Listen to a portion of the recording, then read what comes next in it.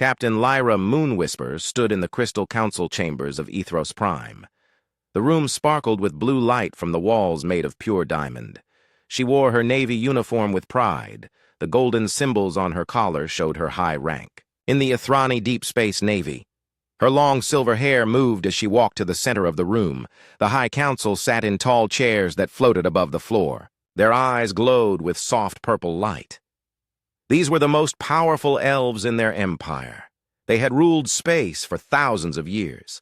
Their ships were faster than most others. Their weapons could destroy planets. Their minds could read thoughts from far away. "Report on Sector 7 threats," said Council Leader Seraphina Starweaver. Her voice was cold and commanding.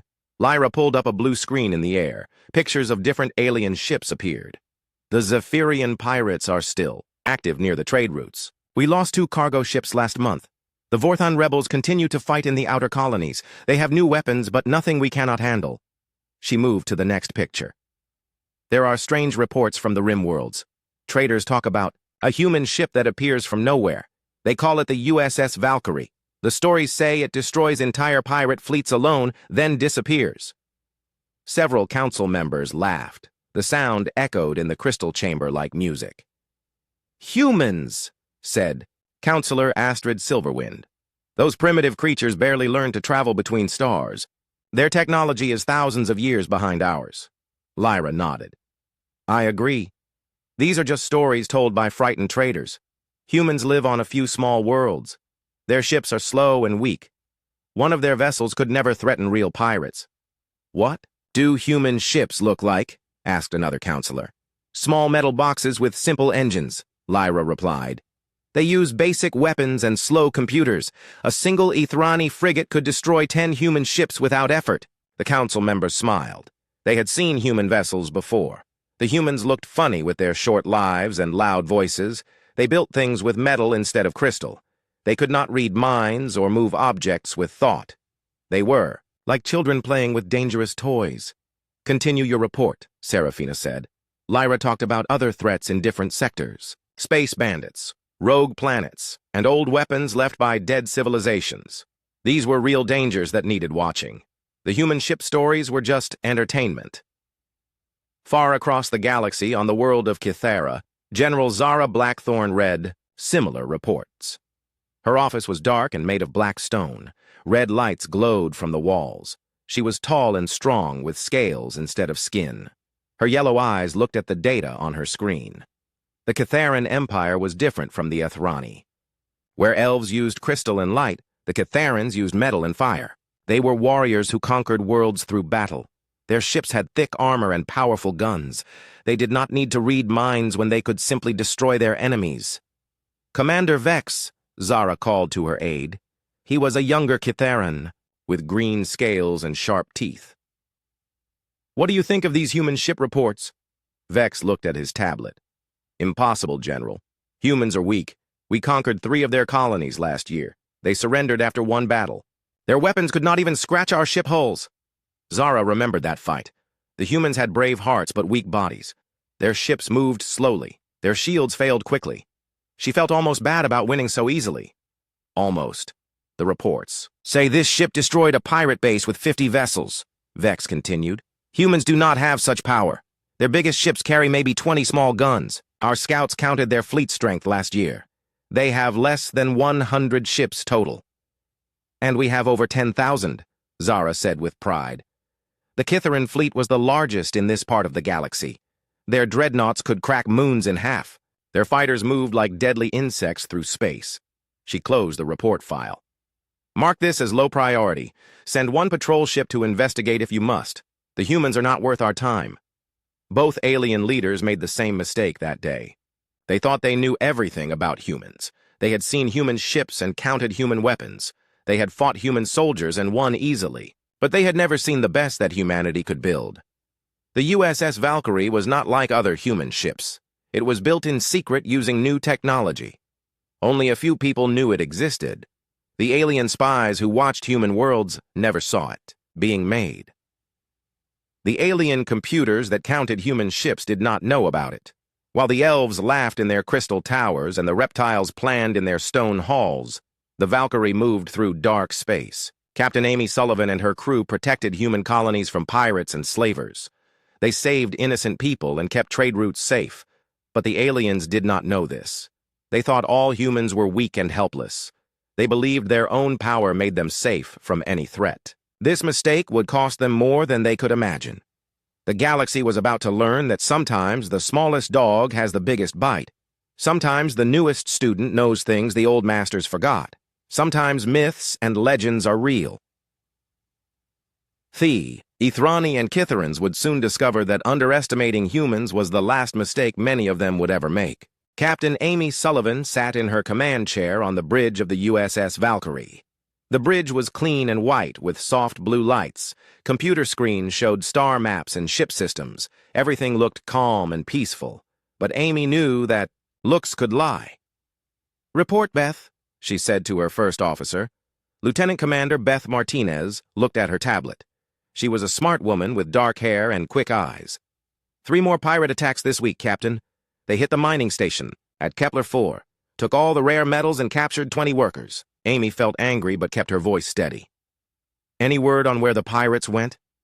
"Tracking suggests they moved toward the Nebula 7 system," Beth replied. "Same pattern as the other attacks. Hit fast, then run to empty space." Amy nodded. The Valkyrie had been hunting these pirates for 2 months. They were smart and careful.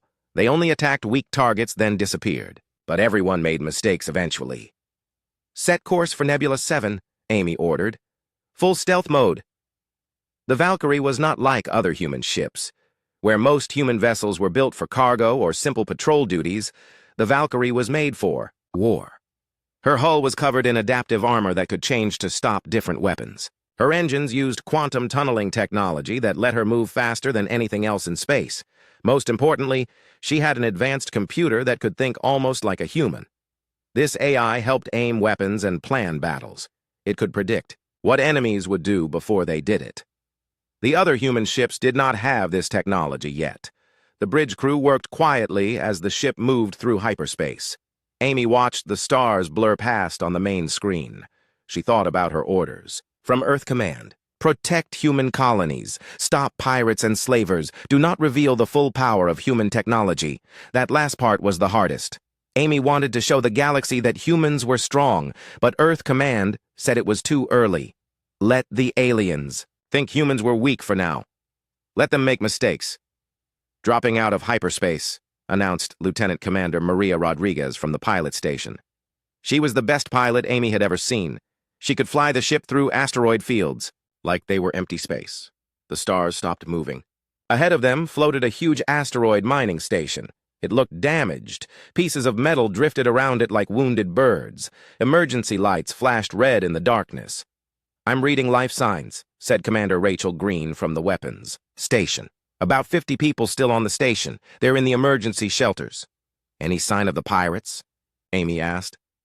"Negative. But wait." Rachel looked closer at her screens.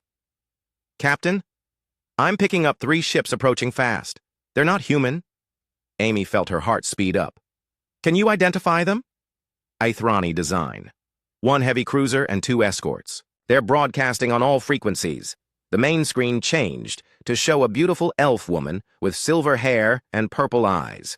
She wore a blue uniform with gold symbols. Her voice was cold and proud. "Unknown human vessel, this is Captain Lyra, Moon Whisper of the Ethrani Navy ship Eternal Grace. You are in space claimed by the Ethrani Empire. Surrender immediately for questioning about illegal activities." Amy looked at Beth. "Are we in Ethrani space?" Beth checked her navigation computer. "Negative, Captain. This system is in neutral space according to all galactic treaties." Amy stood up and walked to the communication station. "Open a channel." The screen now showed Amy's bridge. She kept her voice calm and polite. "Captain Moon Whisper, this is Captain Amy Sullivan of the USS Valkyrie. We are in neutral space responding to a distress call from the mining station. We have committed no crimes." Lyra's eyes showed surprise and anger. "Human, you will address me as Your Excellence when speaking to an Ethrani officer. Your primitive species does not have the right to patrol this region. You will power down your weapons and prepare to be boarded." Amy felt her crew tense up behind her. She could see anger on their faces. but she kept her voice steady. Captain Moonwhisper, with respect, humans have the same rights as any species. In neutral space, we decline your request to surrender. Request? Lyra laughed. This is not a request, child. You will surrender, or we will take your ship by force. Your metal box cannot stand against Ethrani technology. Amy looked at her weapons officer. Rachel Green nodded. The Valkyrie's weapons were powered up and ready. Amy made her decision. Captain Moonwhisper, this is your final warning. Withdraw your ships from this area immediately, or we will consider your actions an act of war. Lyra's face went red with anger. You dare threaten me? A primitive human threatens the Ethrani Empire? You will learn respect. She cut the communication. Enemy, ships moving to attack formation, Rachel reported. They're charging weapons. Amy sat back in her command chair. Battle stations, all hands prepare for combat. Red lights flashed on the bridge. The crew moved quickly to their combat positions. Amy had trained them well. They were ready. Enemy ships firing plasma torpedoes, Rachel announced. Point defense systems engaging, said the computer in a calm voice. On the main screen, Amy watched bright blue torpedoes race toward her ship. Then streams of laser fire reached out from the Valkyrie. The torpedoes exploded in space before they could hit. Not one got through. Lyra's voice came over the radio. Impossible! No human ship has point defense that good. Amy smiled. Rachel, target their engines. Minimum force. We want to disable, not destroy. Yes, Captain. Firing main guns. Bright beams of energy shot from the Valkyrie. They hit the two escort ships in exactly the right spots. Both ships spun out of control as their engines exploded. They were not destroyed, but they could not fight anymore. Now target the Eternal Grace. Same tactic. The main gun fired again. Lyra's ship tried to dodge, but it was too slow. The beam hit their shield generator. Purple energy flickered and died around the Ethrani cruiser. Their shields are down, Rachel reported. Should I disable their weapons? Amy thought for a moment. No. Let them leave with a warning they will remember. She opened communication again. Lyra's bridge looked different now. Smoke filled the air. Sparks flew from broken computers. The proud elf captain looked shocked and afraid. Captain Moonwhisper, your ships are disabled. Leave this system immediately and do not return. Next time, we will not be so gentle. Lyra stared at Amy with wide eyes. How? How did you do this? Human. Ships are primitive. They cannot fight Ethrani vessels. Maybe you do not know humans as well as you think, Amy replied. Go home. Tell your leaders that humans are not as weak as they believe. The communication ended. The three Ethrani ships limped away into hyperspace. Amy watched them go and felt sad. She had not wanted to fight, but sometimes fighting was the only way to make bullies understand. News traveled fast in the galaxy. Within days, every major power knew about the fight between the USS Valkyrie and the Ethrani fleet. The story grew as it spread. Some said the human ship was as big as a moon. Others claimed it could turn invisible. All agreed on one thing. A single human vessel had defeated 3 Ethrani warships. General Zara Blackthorn read the reports in her command center on Kithara. The room was dark and cold. Red lights cast shadows on the metal walls. She could not believe what she was reading. Commander Vex, she called. Her aide hurried over with his tablet ready. Confirm these battle reports. Are they accurate? Vex looked nervous. His green scales had turned pale. Yes, General. 3 independent sources confirmed the story. The Ethrani ship Eternal Grace returned to base with heavy damage. 2 escort vessels were completely disabled. Zara stood up and walked to the window. Outside, she could see Kitharan warships in orbit around the planet. Hundreds of them, each one built for conquest and destruction. The sight usually made her proud. Today it made her think. How many ships does this human vessel defeated total? She asked. According to all reports, the Ethrani brought 3 ships. The human ship fought alone.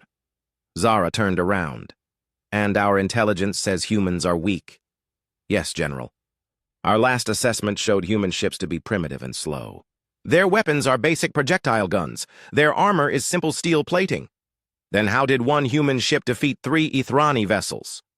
Vex had no answer. Neither did Zara, but she saw an opportunity in this mystery. The Ethrani were the Kitharan, Empire's biggest rivals. They controlled valuable star systems that Zara wanted to conquer. If a human ship could defeat Ithrani vessels, maybe the elves were not as strong as everyone thought. "Prepare a battle group," Zara ordered. 12 heavy cruisers and 2 dreadnoughts. I want our best captains and newest weapons. Yes, General. What are our orders? We are going to find this human ship. We will destroy it and prove that Kitharan strength is superior to all others. When we succeed where the Ithrani failed, the galaxy will see who the real power is. Meanwhile, in the crystal towers of Ethros Prime, the High Council was meeting in emergency session. Captain Lyra stood in the center of the room. Her uniform was clean, but her eyes showed the strain of recent events. She had never been defeated before. The shame burned inside her like fire. "Explain how this happened," demanded Council Leader Seraphina Starweaver. Her voice was colder than space. "The human ship had technology we did not expect," Lyra replied. "Their point defense systems destroyed our torpedoes before impact. Their weapons punched through our shields like they were not there. Their ship moved faster than anything in our databases." "One ship," said Counselor Astrid Silverwind. "One primitive human ship defeated 3 vessels of the Ithrani Deep Space Navy." "Yes, Counselor." The council members looked at each other with concern. For thousands of years, the Ithrani had been the most advanced species in the galaxy. Their technology was legendary. Their ships were works of art that could destroy planets. How could humans, barely out of their home system, build something better? "This threatens our entire position in the galaxy," Seraphina said. "If other species learn that humans defeated us, they will question our strength. Rebellions will start. Trade agreements will be broken. Our empire will crumble." "What do you suggest, Council Leader?" asked another member. "We will assemble the largest fleet in Ithrani history. 30 ships, including the flagship Starfire Ascendant. We will use our experimental psionic amplifiers to disrupt their crews' minds. We will show the galaxy that the defeat was a fluke." Lyra felt hope for the first time since the battle. "When do we depart?" "Immediately. Find this human ship and destroy it. Restore our honor."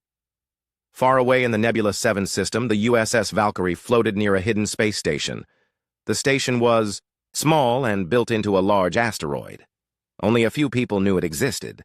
It was a secret base where human ships could get supplies and repairs. Captain Amy Sullivan met with Commander Lisa Torres in the station's main conference room. Lisa was in charge of the base. She was a calm woman with gray hair and wise eyes. She had been in space longer than most people had been alive. "Both fleets are coming," Lisa said. She pointed to a star map on the table. "Kitharan ships from the south, Ithrani ships from the east. They will arrive here within 2 days." Amy studied the map. Red dots showed enemy ships moving toward their position. There were a lot of dots, more than she had ever faced before. "How many total?" Amy asked. 44 ships combined. The largest military force assembled in this sector in decades. Amy's crew was also in the room.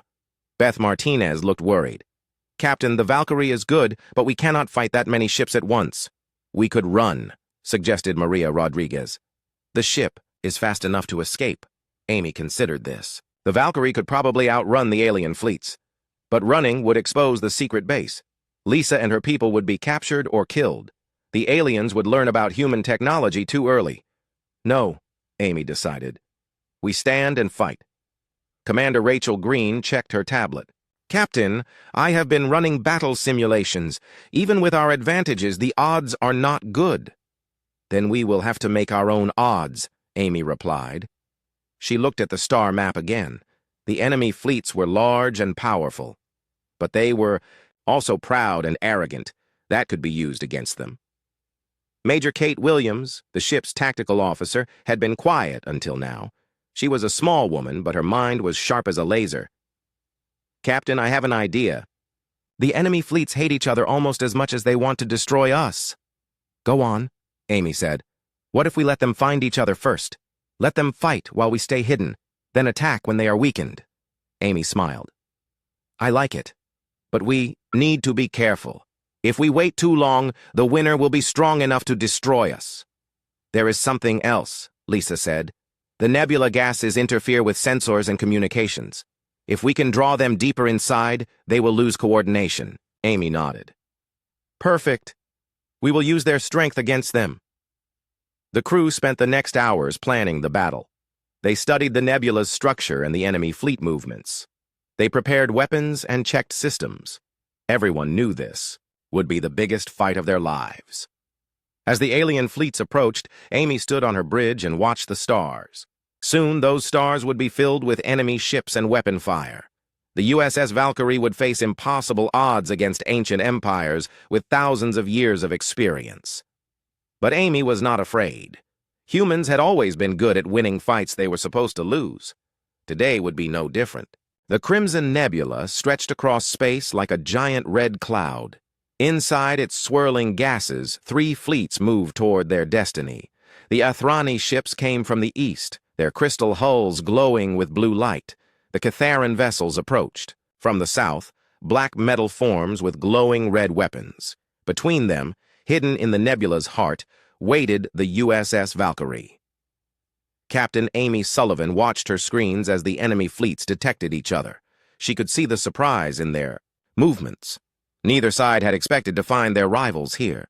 "Open a channel to monitor their communications," Amy ordered. The bridge speakers crackled with angry voices. Captain Lyra Moon Whisper's voice came through first, sharp with fury.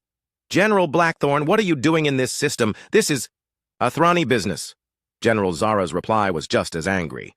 "These are neutral stars, Elf. The Kitharan Empire goes where it pleases. You have no claim here. We are hunting the human ship that damaged our vessels. Withdraw immediately." "We are hunting the same ship. Stand down or be destroyed." Amy smiled. "Just as we hoped. Beth, what is their formation?" Lieutenant Commander Beth Martinez studied her tactical display. "Both fleets are spreading out in pursuit patterns. They are not working together." "Good. Maria, take us deeper into the nebula. Make it look like we are running scared." Lieutenant Commander Maria Rodriguez piloted the ship through the dangerous gases with expert skill. The nebula was full of radiation and electromagnetic storms. Most ships would be torn apart by the energy currents, but the Valkyrie's advanced shielding protected them. Behind them, both alien fleets gave chase. The Athrani ships moved like graceful dancers, their crystal hulls reflecting the red nebula light. The Kitharan vessels pushed forward like hungry beasts, their weapons already charging for battle. "They are taking the bait," observed Commander Rachel Green from the weapons station. "Both fleets are following us into the nebula." The first shots came when an Athrani cruiser and a Catharan destroyer got too close to each other. The Athrani fired first, bright blue energy beams lancing through space. The Catharan ship replied with red plasma bolts. Within seconds, both fleets were exchanging fire. "Perfect," Amy said. "Let them weaken each other first." The battle between the 2 alien fleets was magnificent and terrible. Athrani ships moved like silver birds, dodging and weaving through space. Their weapons sang with high-pitched whines as they fired. Kitharan vessels charged forward like metal bulls, their thick armor absorbing damage while their guns roared in reply. The Starfire Ascendant, the Athrani flagship, fired its main weapon. A beam of pure white light cut through 3 Kitharan ships, slicing them in half.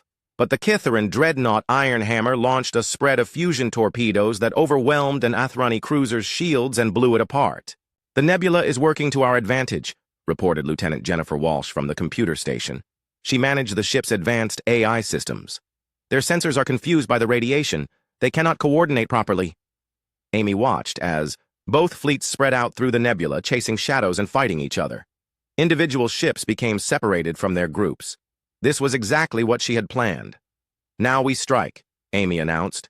"Target the isolated ships first. Hit hard and fast, then disappear." The Valkyrie dropped its stealth mode and appeared behind a lone Athrani escort vessel. The alien ship had been damaged in the earlier fighting. Its shields were weak and its weapons were offline for repairs. "Fire," Amy ordered. The Valkyrie's main guns spoke once. Bright energy beams punched through the enemy ship's hull like it was made of paper. The Athrani vessel exploded in a ball of fire and crystal fragments. Before anyone could react, the Valkyrie vanished back into the nebula's red mists. "What was that?" came Lyra's voice over the communications. "Did anyone see where that shot came from?" A Kitharan captain replied, Impossible to tell in this interference. Could have been friendly fire. Amy grinned. One down. Rachel, next target. The ship's AI had identified a damaged Catharan cruiser separated from the main fleet. Maria piloted them through the nebula's currents toward their prey. The enemy ship was trying to rejoin its fleet, but the radiation was confusing its navigation. The Valkyrie struck again. This time, Commander Rachel Green used the ship's new quantum torpedoes. They phased through the enemy's shields and exploded inside the hull. The Catharan ship came apart from within, its thick armor useless against weapons. That ignored it completely. 2 down, Amy said. Keep moving. For the next hour, the USS Valkyrie was like a ghost in the nebula. It would appear from nowhere, destroy an enemy ship, then vanish before anyone could respond. The alien fleets continued fighting each other, while the human ship picked off stragglers and wounded vessels. Major Kate Williams, the tactical officer, coordinated the attacks with deadly precision. She used the ship's advanced computers to predict enemy movements and find weak points in their formations. Every shot counted. Every attack had to disable or destroy. Captain, Beth called out. Both fleets are starting to regroup. They figured out something else is hunting them. Amy looked at her displays. The alien ships were pulling back together, forming defensive circles. They had finally realized that a third party was attacking them. How many ships left? Amy asked. 18 Ethrani vessels and 15 Catharan ships, Rachel reported. Both flagships are still active. Amy nodded. The easy part was over. Now came the real test. 33 enemy ships were still operational, and they were no longer fighting each other. They were looking for the USS Valkyrie. All stop, Amy ordered. Shut down all non-essential systems. Go to full stealth mode. The ship became quiet and dark. Only life support and sensors remained active. The Valkyrie drifted silently through the nebula like a sleeping predator. On the communications channel, Amy heard the alien commanders talking to each other. For the first time, they were cooperating instead of fighting. Captain Moonwhisper, came General Zara's voice. We have both been fools. The human ship has been hunting us while we fought each other. Agreed, General. I suggest a temporary alliance. Destroy the humans first, then we can settle our differences. Acceptable. Combine our sensor nets. Find that ship. Amy felt the situation change. Now she faced 2 experienced fleets working together instead of separately. The odds had just gotten much worse. Captain, whispered Beth, they are scanning the entire nebula, grid by grid. They will find us eventually. Amy thought quickly. The enemy fleets were smart and determined. They had superior numbers and firepower, but they still had one weakness: their pride. Open a channel to both fleets, Amy ordered. Captain, that will give away our position, Maria warned. I know, Amy replied. Sometimes the best place to hide is in plain sight. The communications opened. Amy's voice went out to both alien fleets at once. Captain Moonwhisper, General Blackthorn, this is Captain Amy Sullivan of the USS Valkyrie. You want to find me? Here I am. The Valkyrie appeared on every enemy sensor at once, its stealth systems deactivated. It sat alone in the center of the nebula, surrounded by 33 angry alien warships. Surrender now, and we will make your death quick! Lyra's voice was full of rage. I have a better idea, Amy replied. Come and take me! The final battle began with 33 alien ships charging toward the USS Valkyrie from all directions. Captain Amy Sullivan sat calmly in her command chair as death approached from every angle. Her crew worked with quiet efficiency around her. They had trained for this moment. All ships converging on our position, reported Commander Rachel Green. Weapons charging across both fleets. Let them come, Amy said. Jennifer, activate the combat AI to full power. Maria, prepare for emergency maneuvers. The ship's advanced computer came online with a soft hum. Suddenly, every system worked faster and smarter. The AI could think and react in milliseconds, faster than any biological mind. Captain Lyra Moonwhisper's voice came over the communications from the Starfire Ascendant. Human, you have caused enough trouble. Prepare to face the full might of 2 galactic empires.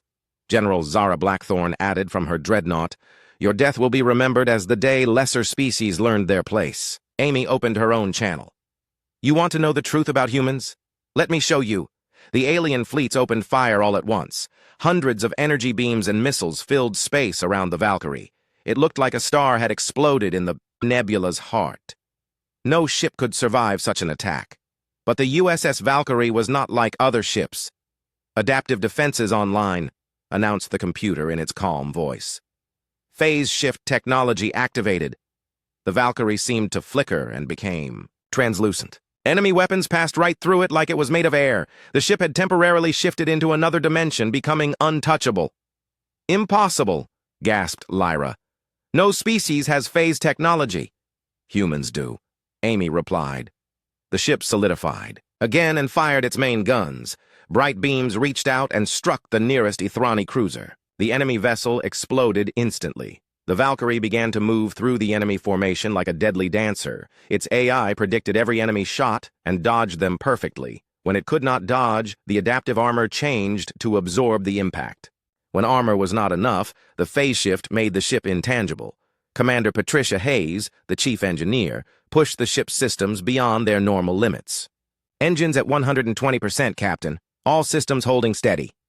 Dr. Michelle Brooks, the medical officer, worked to treat crew members injured by the extreme maneuvers. "Sickbay ready for casualties. All medical teams standing by." The battle became a deadly game of cat and mouse played at impossible speeds. The Valkyrie would appear behind an enemy ship, fire its quantum torpedoes, then vanish before return fire could hit. Enemy vessels exploded one after another as the human ship struck from every direction at once. "Their shields cannot stop our weapons," Rachel reported with amazement. "The quantum torpedoes are phasing through their defenses." Amy watched as another Kitharan destroyer came apart under their fire. "That is because we are not hitting their shields. We are hitting them directly." The alien fleets tried to adapt their tactics. They spread out to avoid concentrated fire. They set up overlapping fields of weapons fire. They used their psionic weapons to try to disrupt the human crew's minds. Nothing worked. The Valkyrie's crew had trained with mental shields that protected them from psionic attacks. The ship's AI could plot courses through the heaviest weapons fire, and the quantum torpedoes could hit any target regardless of defenses. One by one, the alien ships fell silent in the nebula's red embrace. The proud fleets that had entered the battle with overwhelming confidence were being systematically destroyed by a single human vessel. "This is not possible." General Zara's voice was full of disbelief.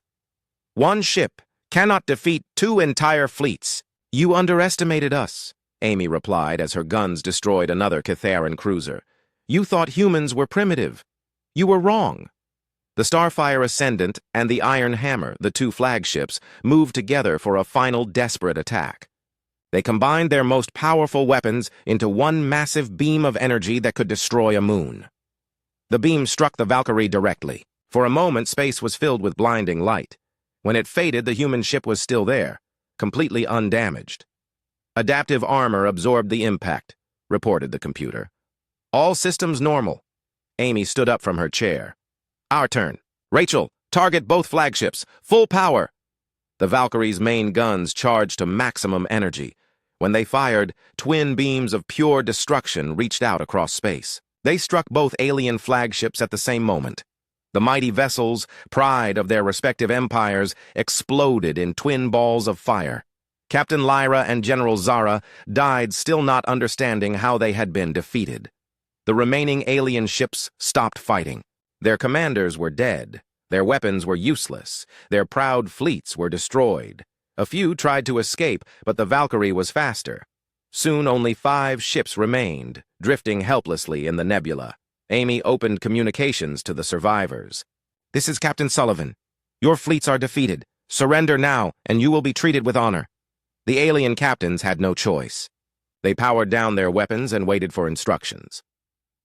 6 months later, Amy Sullivan sat in the Galactic Council chambers on Nexus Station. She wore the uniform of an admiral now, promoted after her victory in the Crimson Nebula. Around the great circular table sat representatives from dozens of species. Next to Amy sat Ambassador Nicole Carter, Earth's first representative to the Galactic Council. Nicole was a skilled diplomat who had spent years preparing for this moment. "The human proposals are before you," Nicole said to the assembly. "Fair trade agreements, mutual defense pacts, and protection for all member species colonies. We ask only for the same rights granted to every other civilization. Captain Lyra Moonwhisper, one of the few Ethrani officers to survive the battle, spoke for her people. She looked older now, marked by the scars of defeat, but wiser for the experience. The Ethrani Empire accepts these terms, she said formally. We have learned that age does not always mean wisdom. Sometimes the newest voice has the most important things to say. General Zara Blackthorn had died in the battle, but her successor spoke for the Kitharan Empire. Commander Vex, promoted after the disaster, stood carefully. The Kitharan Empire also accepts, he said. We have always respected strength. Humans have proven their strength beyond question. Amy smiled, but said nothing. She remembered the battle. In the nebula and the thousands of beings who had died, victory had come at a high price for everyone involved. Other council members spoke in turn. The Vorthan rebels agreed to peace talks. The Zephyrian pirates promised to respect human shipping. Species after species acknowledged that the galaxy had changed forever. Ambassador Carter presented the final document. The Human Integration Treaty establishes Earth as a full member of the Galactic Council. In return, we pledge to use our technology responsibly and protect all peaceful civilizations. The vote was unanimous. Later that day, Amy stood on the observation deck of Nexus Station watching ships come and go. The USS Valkyrie floated nearby, no longer a myth or legend, but the flagship of humanity's new place among the stars. Beth Martinez joined her at the window. Hard to believe it all started with one battle. Not just one battle, Amy corrected. It started when alien empires forgot that every species has the right to defend itself. When they assumed that being old meant being superior. What happens now? Beth asked. Amy watched a group of human cargo ships dock at the station, welcomed by alien crews who once would have attacked them. Now we prove that humans deserve the trust the galaxy has placed in us. We protect the innocent, explore new worlds, and make sure no species is ever dismissed as primitive again. The USS Valkyrie had done more than win a battle. It had shown the galaxy that sometimes the newest student could teach the oldest masters. Sometimes the smallest nation could stand up to the greatest empires. Sometimes myths and legends were just truth waiting to be discovered.